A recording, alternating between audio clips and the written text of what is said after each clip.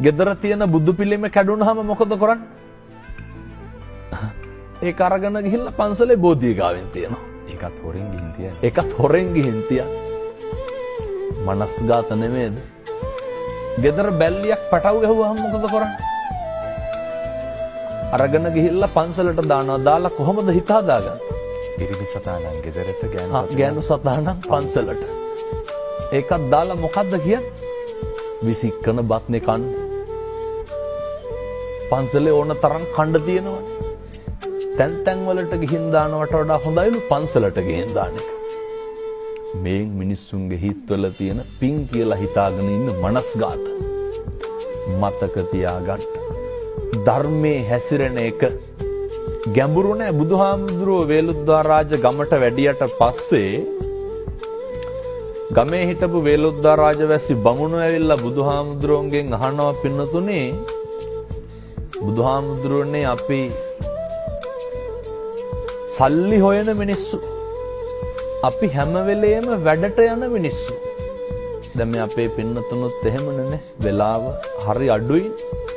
බුදුහාමුදුරුවෝ දේශනා කරේ මේ දේශනාවේ තියෙන මහ විශිෂ්ට දේශනාවක්.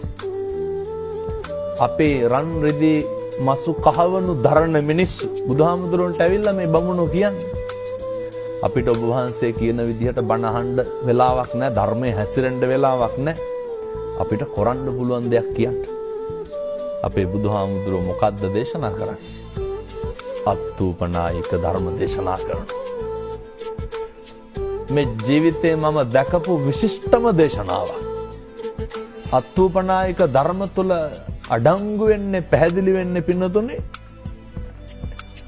උන්වහන්සේ දේශනා කරනවා මේවා අනුගමනය කරන්නට බැරි නම් පිළිපදින්නට බැරි නම් තමන් උපමා කරගන්නලු. කොහොමද? අපේ භාග්‍යවතුන් වහන්සේ පැහැදිලි කරනවා පින්නතුනේ. අපිට වෙනවට අකමැති දේවල් තියෙනව නේද? පැහැදිලිද මම මේ කියන්නේ? අපිට වෙනවට අකමැති දේවල් පින්නතුනේ අනුන්ට කරන්න එපා. අපිට හිරිහැරයක් වෙන දේවල් අපිට වගේම කාටද හිරිහැර? අනුන්ට හිරිහැරයි. මොනවාද අපිට වෙනවට අකමැති දේවල්? අපි කැමතිද කවුරුත් අපිට කුණුහරුපෙන් බනිනවට? මේක මේ හෘද සාක්ෂිය එක්ක කරන්න ඕන ගනුදෙනුව.